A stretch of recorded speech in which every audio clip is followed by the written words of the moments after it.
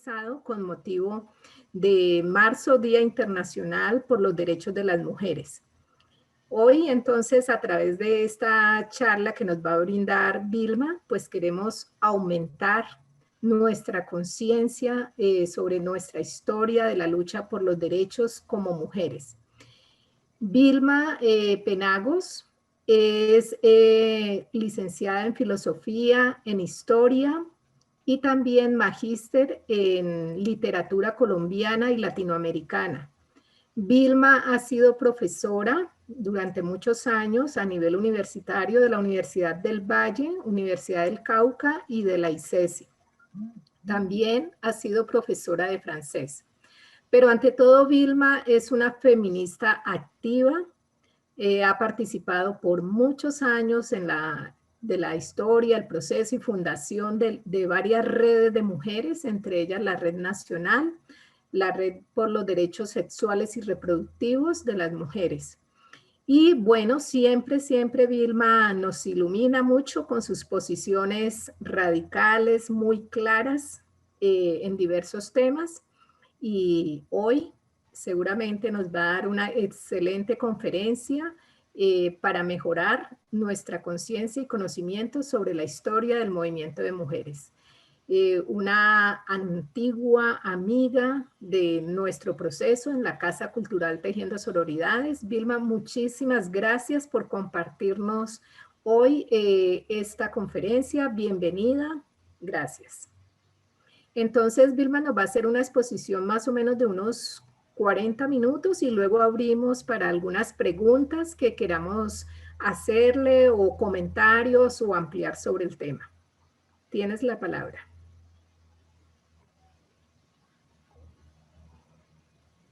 Abre el micrófono, Vilma.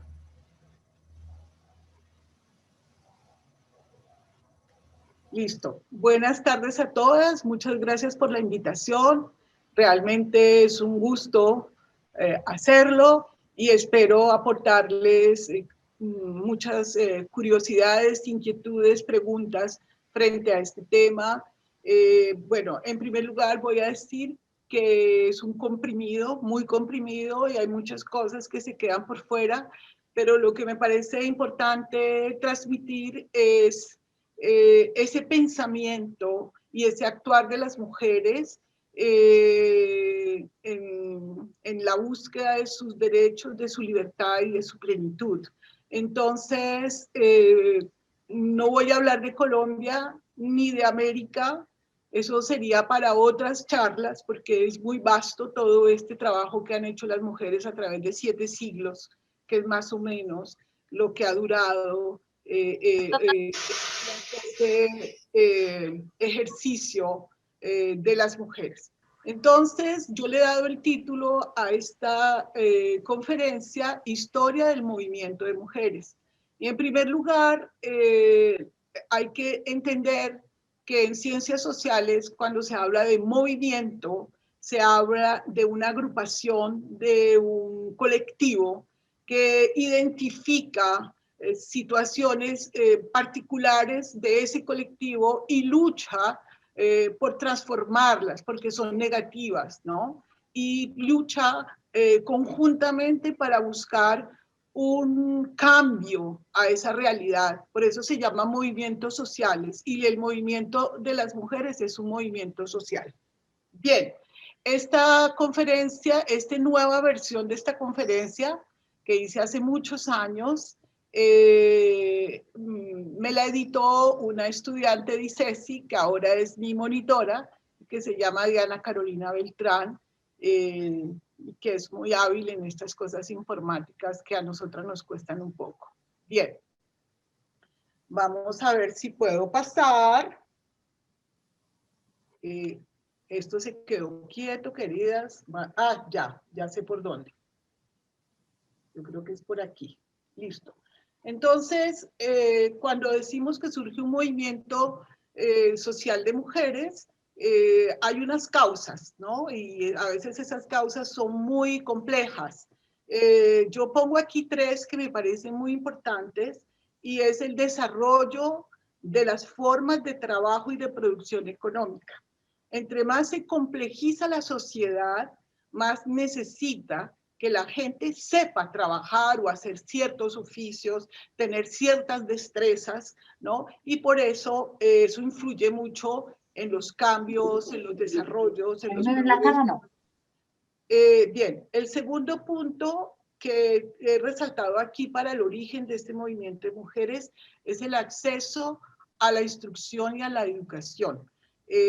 Todos esos desarrollos sociales, económicos, políticos, exigieron a las naciones, a los estados, a los reinos, que dieran instrucción y educación a sus habitantes. Y eso, lógicamente, eleva el nivel de análisis, la posibilidad crítica y de reconocer sus dificultades y sus carencias.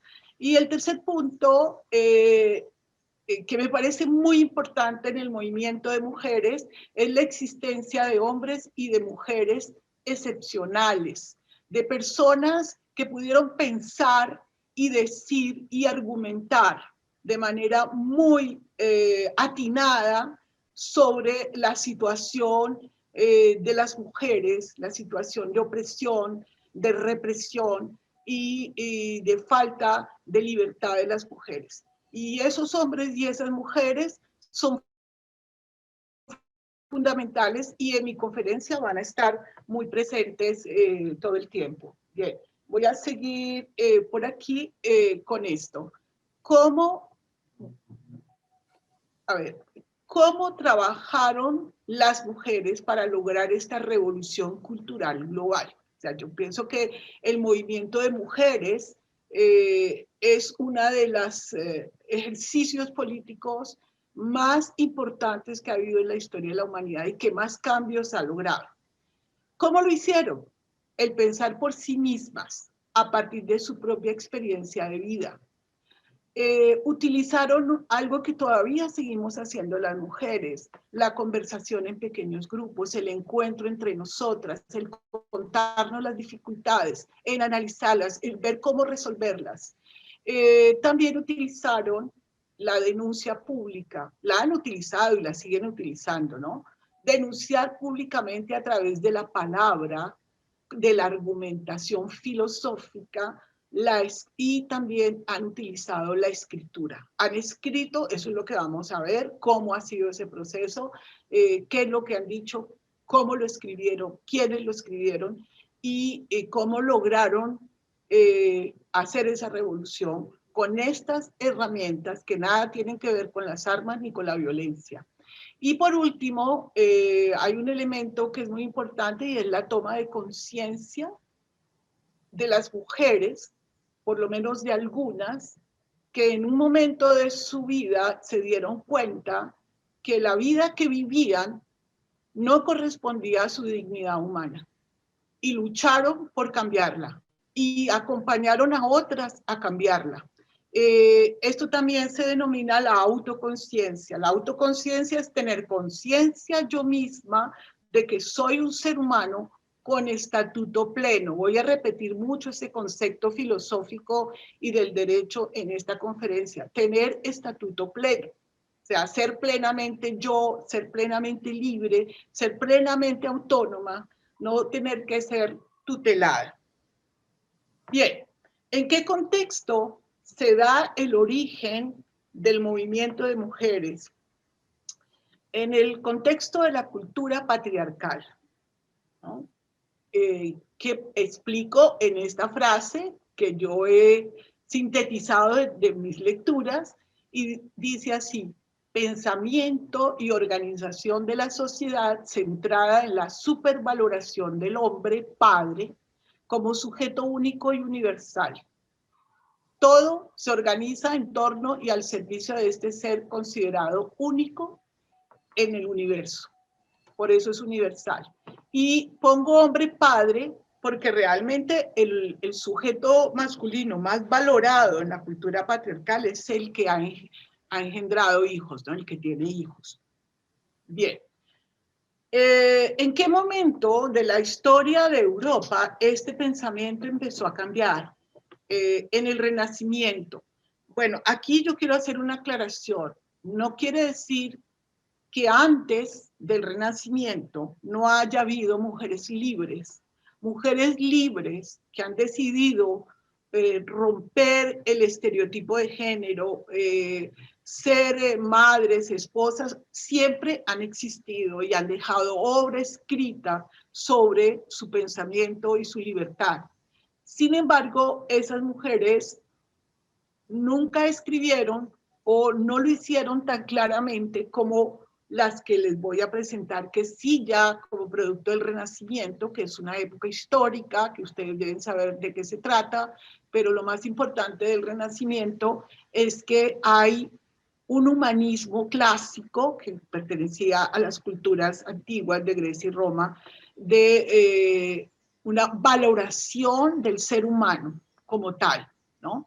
Entonces, este redescubrimiento de esos valores clásicos hace que en la Edad Media, donde primaba el mundo teológico, lo religioso, se desplace un poco para dar lugar al humanismo. Y entonces es en el humanismo cuando las mujeres se preguntan, ¿y nosotras quiénes somos? ¿Somos humanas? ¿Somos criaturas de Dios o no?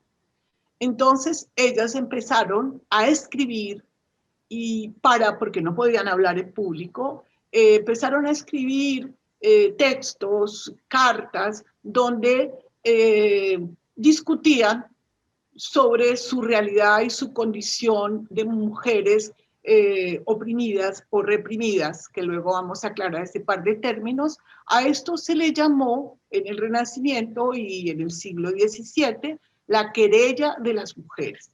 Querellar es un término que se usa hoy en derecho únicamente, pero quiere decir abogar, hablar en defensa de un ser humano, cualquiera que sea, ¿no? Hacer una querella, disponer una queja, ir, argumentar, reclamar por la defensa de una persona, de un grupo humano, hoy día de los animales, las plantas, el agua, los ríos, todo eso lo estamos querellando, aunque ya no usemos esa palabra. Bien, porque querellaban inicialmente, no querían seguir bajo la tutela masculina. Desde el Renacimiento las mujeres decían que eso no podía ser, ¿no? Estar bajo la tutela masculina es estar bajo el dominio de un hombre, de un familiar masculino que decide por ti. Eso es estar en tutela masculina. Querían el reconocimiento de su dignidad humana y el respeto a su diferencia sexual. Las mujeres, las primeras que empezaron a hablar sobre la situación de las mujeres, hablaban de su dignidad humana, y la dignidad es un valor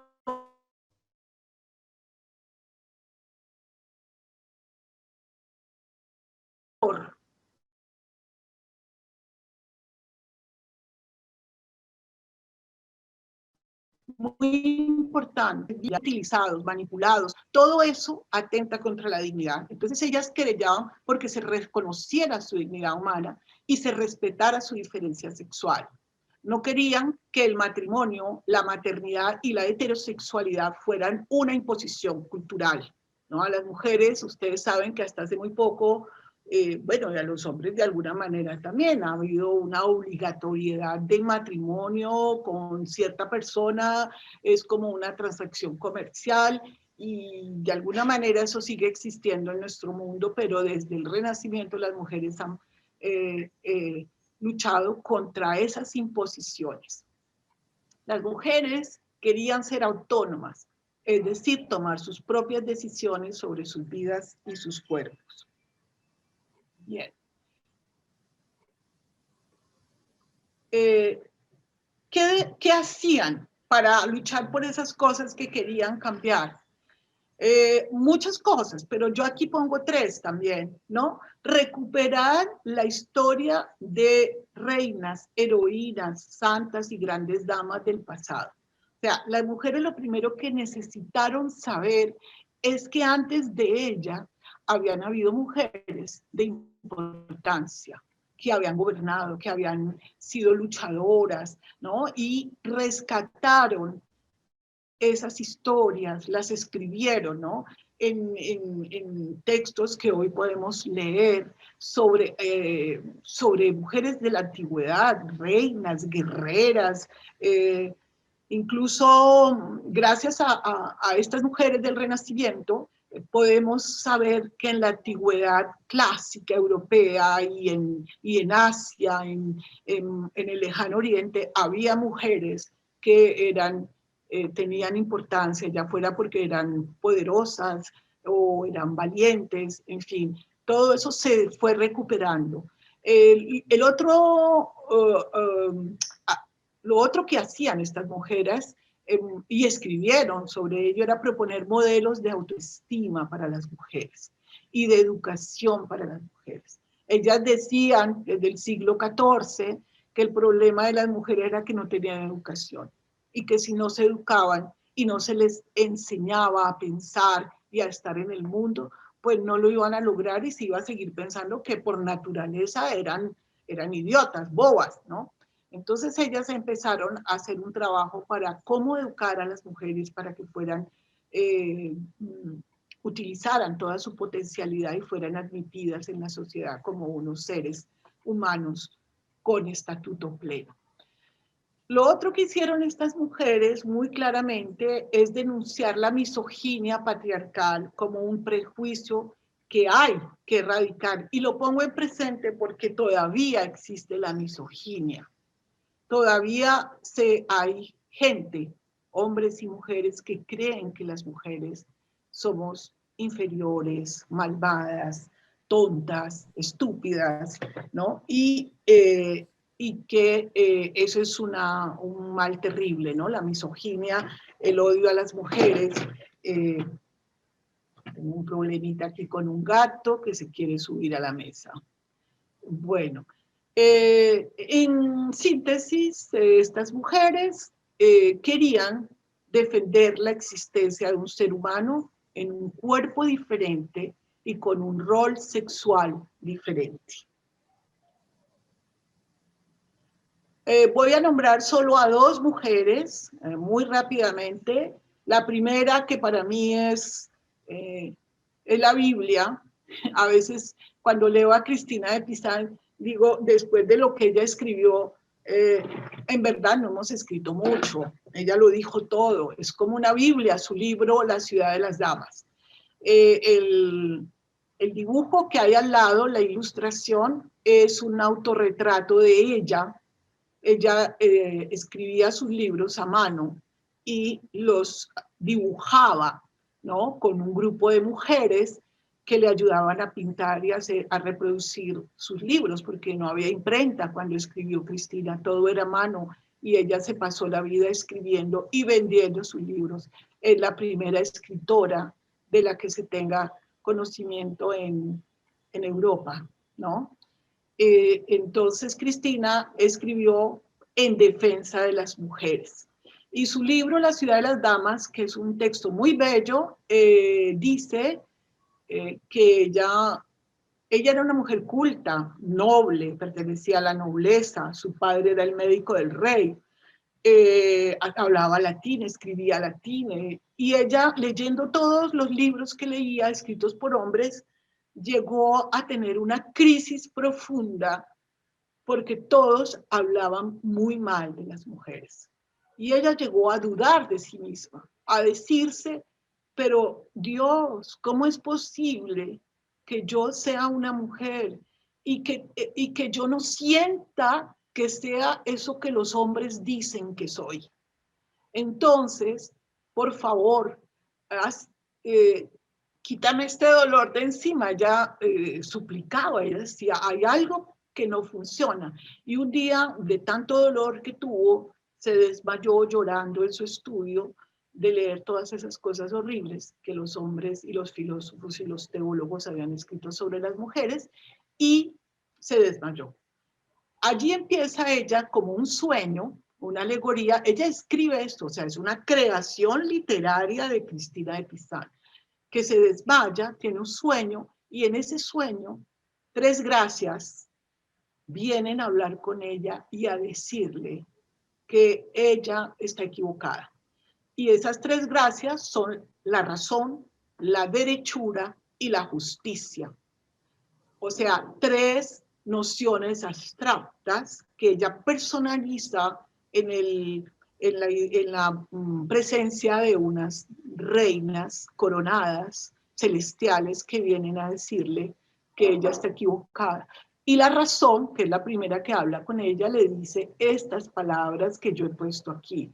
No temas, querida hija, no hemos venido aquí para hacerte daño, sino para sacarte de esa ignorancia que te ciega hasta tal punto que rechazas lo que sabes con toda certeza para adoptar una opinión en la que no crees, ni te reconoces, porque solo está fundada sobre los prejuicios de los demás.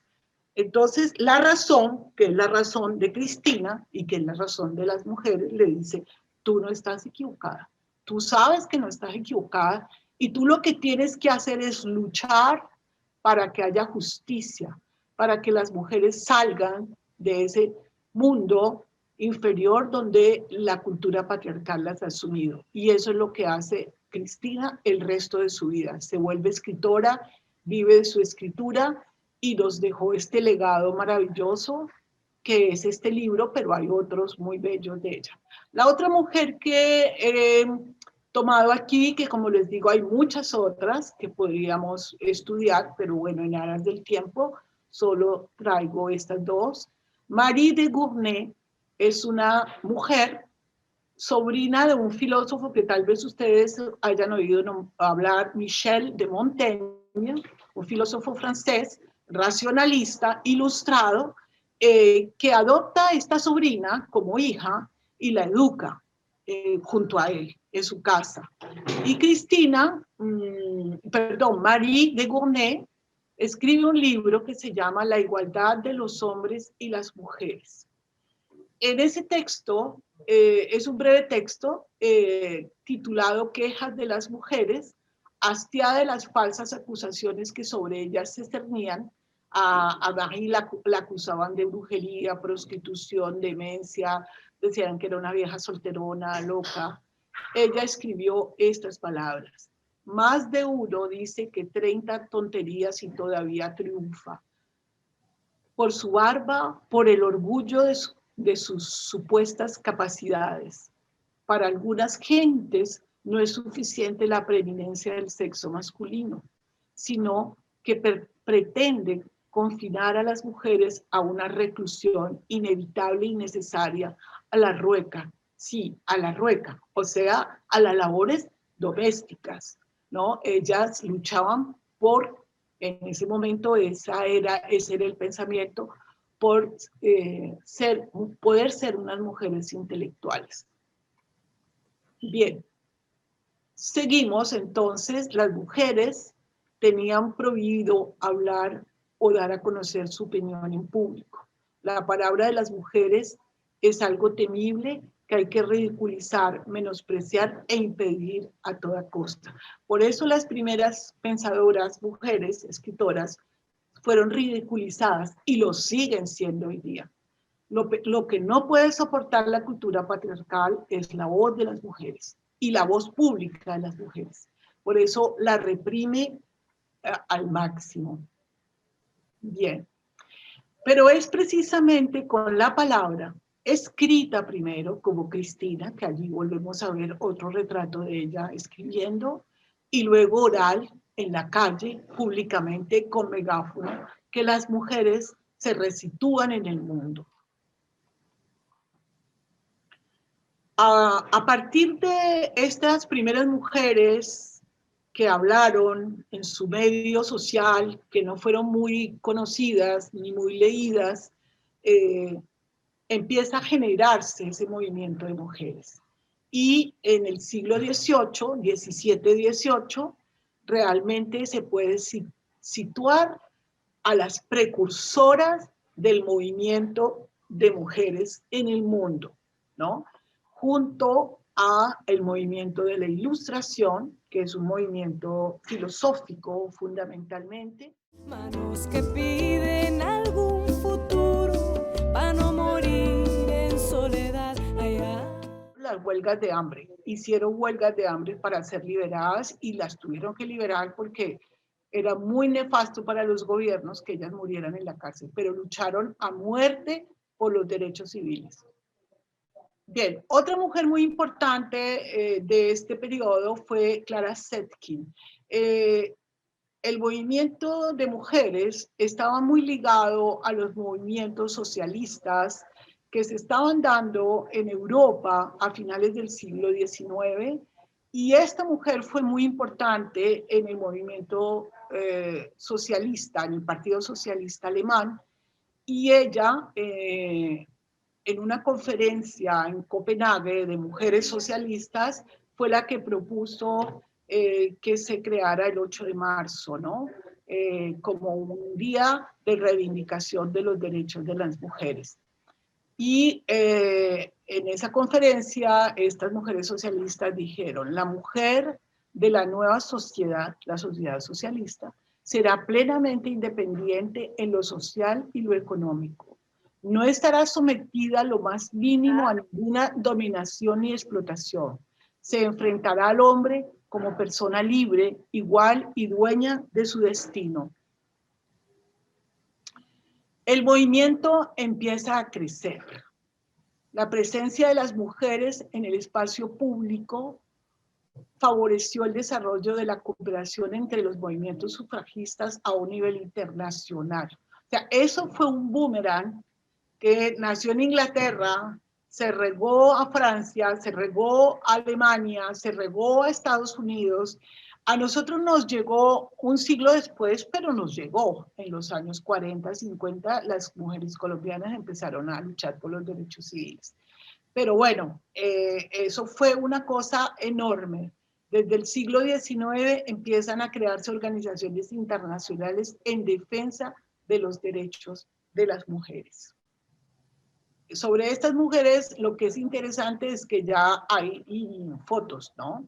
Imágenes de fotografía, hay incluso videos sobre todas las manifestaciones y las acciones que ellas hacían en defensa de los derechos civiles. ¿Cuáles eran los propósitos de estas mujeres? Demostrar que las mujeres eran capaces de mantenerse unidas bajo la única base de su dignidad humana, el derecho a su libertad y a la autonomía, defender la paz y las soluciones pacíficas a los conflictos. Mire que esto es bien importante. El movimiento de mujeres siempre ha estado ligado a la lucha por la paz y por la justicia social y a la resolución pacífica de los conflictos. Esto no es nuevo, ni es en Colombia, esto es mundial. Proponer el establecimiento de una sociedad internacional de naciones y un Congreso por la paz.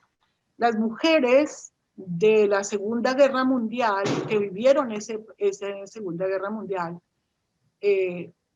fueron y estuvieron muy presentes en la creación de las Naciones Unidas para controlar las guerras internacionales, ¿no? Vemos allí a varias mujeres, yo creo reconocer a Simone Veil, una francesa, y debe estar por allí también Eleonora Roosevelt, que era la esposa del presidente de los Estados Unidos de la posguerra, y que fue una mujer muy importante en ese proceso de creación de los derechos humanos del 48, que son los que tenemos ahora, y de estas organizaciones de Naciones Unidas que podemos criticar mucho, pero que hoy día pues las cosas han cambiado, pero en ese momento fue muy importante para humanizar las guerras que se estaban dando. Bien, ¿cuáles fueron los logros de estas sufragistas? Los derechos educativos y los derechos civiles, en particular el derecho a ser ciudadanas y poder votar. ¿Cuáles fueron las dificultades? Las mujeres, el movimiento de mujeres se ha enfrentado a muchas dificultades internas, como muchos movimientos. Uno de ellos es la mística de la feminidad. O sea, esa idea que vamos a desarrollar más adelante un poco más, de que la mujer tiene una esencia de feminidad que le facilita el cuidado de la casa, el cuidado de los hijos, y que eso no lo puede hacer nadie más sino las mujeres. Entonces es como una mística que las mismas mujeres han interiorizado y que a veces no logran entender que eso no es una esencia ni es por naturaleza, sino que es un producto de una educación para esa condición, de una ideología y de algo que las ha puesto en ese lugar del mundo doméstico y como si fueran únicamente buenas para eso. Siempre el patriarcado ha utilizado maniobras políticas para retener a las mujeres en el hogar. Y esto de la mística es una herramienta, una maniobra muy importante para manipular a las mujeres, ¿no? Hoy día se culpa de que los problemas del mundo hoy es porque las mujeres se fueron a trabajar y dejaron la casa y los hijos solos. Otra cosa con la que las mujeres han tenido que luchar son los medios masivos de comunicación y el poder que tienen sobre la manera de pensar de las personas. Entonces es muy difícil cambiar las mentalidades con unos medios que están en contra, con una prensa que está en contra, ¿no? Bien. Y también las mujeres tuvieron dificultades y han tenido y las siguen teniendo hoy sobre problemas álgidos como el control de la maternidad y de la sexualidad y también los problemas de clase y raza o etnia, ¿no? Como se dice ahora. Pero hay mujeres ricas, mujeres de clase media y mujeres pobres. Y hay mujeres ricas que explotan a las mujeres pobres y explotan a las mujeres de otras etnias culturales y eso ha generado muchas contradicciones al interior del movimiento de mujeres que aún están vigentes. Y también el problema de la despenalización del aborto, que yo creo que ha sido uno de los problemas más graves y que aún no están resueltos, porque es álgido, es complejo, si la mujer tiene derecho a abortar libremente o no. Bien. Pero ¿qué lograron? Aquí tengo una lista que no vamos a leer todas, para que la vean, la visualicen, sobre cómo se fue paulatinamente consiguiendo el derecho al voto, o sea, el derecho de ciudadanía desde el año 1893 en Nueva Zelanda hasta el año 1971 en Suiza. Bueno, Suiza hay que entender que no existió como país hasta muy tarde, entonces pues aprobó la ciudadanía de las mujeres tarde, ¿no? Pero miren que Colombia aprobó la ciudadanía en 1954 y la primera mujer que votó, las primeras mujeres que votaron lo hicieron en el 57. Pero fue un proceso paulatino desde finales del siglo XIX hasta pasado el siglo XX, la mitad del siglo XX. Y hay que decir también que hay países, los países árabes, donde las mujeres todavía no tienen derecho a votar ni son ciudadanas, no pueden ni siquiera conducir un carro. Aquí viene la segunda ola, ya empieza otro momento del movimiento feminista que se llama la segunda ola. ¿Y en qué consiste? En primer lugar, por favor me disculpan un segundo que tengo que abrir la puerta.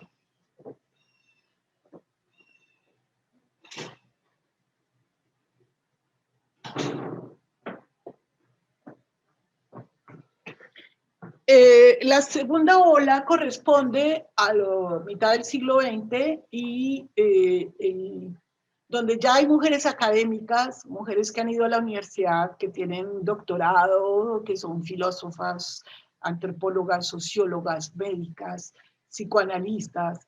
Ya empieza a haber otro nivel de reflexión y empieza a ver que el problema no es tan fácil como conseguir los derechos, ¿no? Y que hay cosas más profundas que hay que cambiar. Es a eso que se le llama o que yo reconozco como la segunda ola. Y allí he tomado dos personajes, pero hay cualquier cantidad de mujeres con altos estudios que dicen cosas muy importantes sobre las mujeres. tomo a este ícono del feminismo, que es Simone de Beauvoir, y que escribe un libro que se llama El segundo sexo, que fue publicado en 1949. La otra mujer que presento aquí es esta que me encanta, aunque la critican mucho a veces, pero hay que leerlas para uno criticar con conocimiento de causa. Betty Friedan.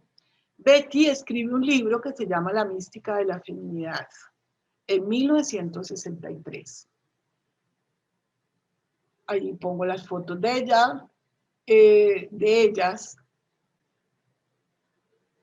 Espérate porque tengo un problema aquí con la pantalla, la voy a bajar un poquito y luego la vuelvo a subir.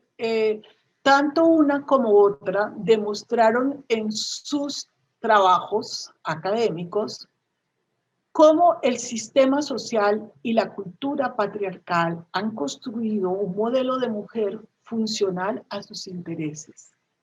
Las mujeres debían sentirse realizadas y felices en sus roles de madres y esposas, sin más posibilidad de desarrollo personal, sin otro deseo que estar disponibles, bonitas y atentas para sus familias. Las que no se sentían felices con ese modelo, con esa propuesta, eran culpabilizadas y consideradas enfermas mentales. Entonces, cuando una mujer no era feliz en su hogar, era porque tenía un problema mental, pero no era porque ella debería estar feliz. Entonces, mire que esto volvemos a encontrar el mismo pensamiento de Cristina de Pizan. Yo no me siento feliz así, pero todos dicen que debería sentirme feliz por ser lo que soy y quedarme en el lugar que me han designado. Pero las mujeres no se sienten felices así. Y muchas se enferman, tienen problemas digestivos, problemas articulares. Hay mucha somatización de esa tristeza de las mujeres por no ser plenamente libres. Entonces, allí tenemos estos dos casos de estas mujeres, de las que me encantaría hablar más, pero por el tiempo no podemos. Bien. Estas mujeres dijeron que había que cambiar más que los derechos civiles, que ya se habían conseguido y eso no había cambiado gran cosa, había que cambiar las mentalidades. Y ellas lo expresaban así, la subordinación de lo femenino a lo masculino. Había que acabar con eso, de que lo femenino, el ser mujeres, el hacer cosas de mujeres, el ser como mujeres, estuviera subordinado a lo masculino. Lo otro que había que cambiar era la división sexual de la realidad. O sea, que las mujeres tienen un espacio y los hombres tienen otro espacio. Y los roles de género. O sea, que hay unas tareas que los hombres pueden hacer y otras que solo pueden hacer las mujeres, ¿no? Eso había que cambiarlo. El prejuicio sobre la inferioridad de las mujeres, había que acabar con ese prejuicio. La insolidaridad masculina frente a las demandas femeninas era algo que también había que cambiar, que si eso no se cambiaba, de nada servía tener derechos, como sí lo pensaron las sufragistas. Allí vemos a Betty Friedan caminando, manifestando en las ciudades de Nueva York. Bien, y aquí ya llega la tercera ola del movimiento, que consiste en lo que ya conocemos como el feminismo.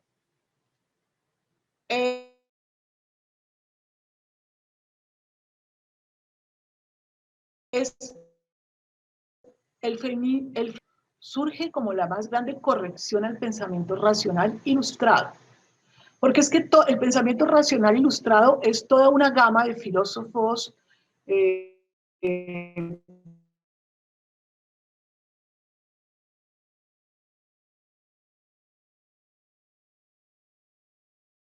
pensadores, sociólogos. En parte me parece normal que no lo piensen. Si no son mujeres, ¿cómo van a pensar lo de las mujeres? Eso lo tenemos que hacer nosotros, las mujeres, no los hombres. Entonces ellos,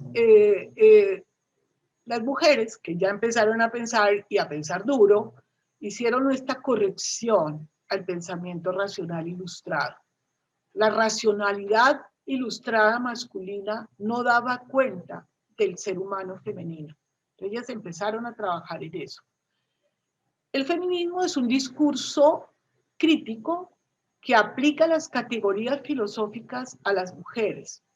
Y hablo de una categoría. La categoría filosófica más importante es de que el ser humano, el hombre es un ser humano, es un ser ontológico.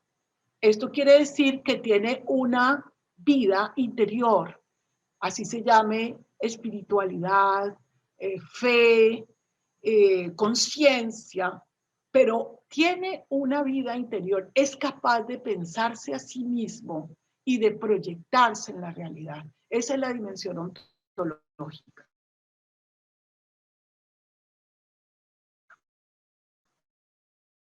Y estas mujeres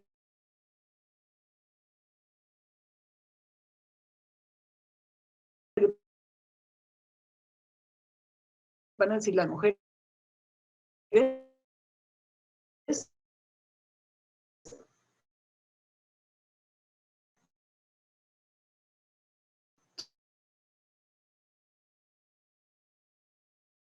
somos seres que así creamos lo contrario. La verdad, cuando uno estudia desde la historia y la filosofía los hechos, es que primero se hicieron las cosas. Primero hubo mujeres que dijeron, un momentico, vamos a hacer otra cosa. No, esto no es así. Y después, mucho tiempo después, casi 7 siglos después, hubo ya mujeres que pudieron teorizar sobre esa experiencia de las mujeres y esas luchas de las mujeres. Y pudieron mostrar la evolución de esas luchas, los cambios, los engaños, las trampas que se podrían encontrar en el camino frente a la defensa del Estatuto Pleno de las Mujeres. Y es en la segunda mitad del siglo XX que se elabora una teoría crítica que clausuró el paradigma de la modernidad y dio lugar a una profunda crisis del conocimiento. El feminismo ha afectado todas las formas de conocimiento y todos los movimientos sociales que se están dando en el mundo. Los ha cuestionado, los ha puesto a repensarse. Yo termino con esta imagen porque esa imagen, las imágenes a veces hablan más que las palabras, nos muestran que el feminismo hoy día es una teoría crítica que ha permeado todos los espacios de lucha social, de pensamiento teórico, de pensamiento político en todas las sociedades del mundo. Hoy día ya no hay un feminismo, hay muchos feminismos. Está el feminismo negro, el feminismo comunitario, ecologista, incluso hay feministas islámicas, musulmanas, ¿no? O sea, ya no es posible que alguien se piense el mundo sin pensar desde el punto de vista feminista.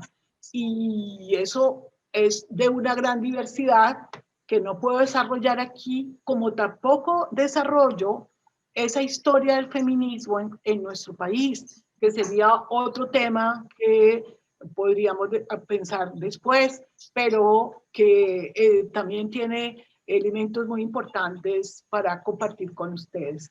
Yo dejo allí, eso era todo lo que traía hoy para hacer lo más importante, que es escucharlas, escuchar si hay alguna pregunta, en fin. Vicky, ¿tú dejas de compartir pantalla o lo tengo que hacer yo? Yo lo puedo hacer, tranquila. Ok, entonces ahí. Listo. Muy bien. Voy a prender mi luz porque ya se hizo de noche. Bueno, y muchas gracias por la paciencia y la escucha. Muchas gracias. Gracias a ti, Vilma. No, Gracias, Vilma. Ok. Interesantísima. Bueno, me alegra que les haya gustado. Vilma, muchísimas sí, gracias. ahí, Un recorrido excelente, me ha encantado, me ha instruido y me ha hecho feliz, sobre todo la última parte cuando muestras la fotografía y nos dices que es el feminismo realmente está para todo en este momento, invade el pensamiento en todos los sentidos. Muchas gracias, muy bueno tu exposición, muy amable.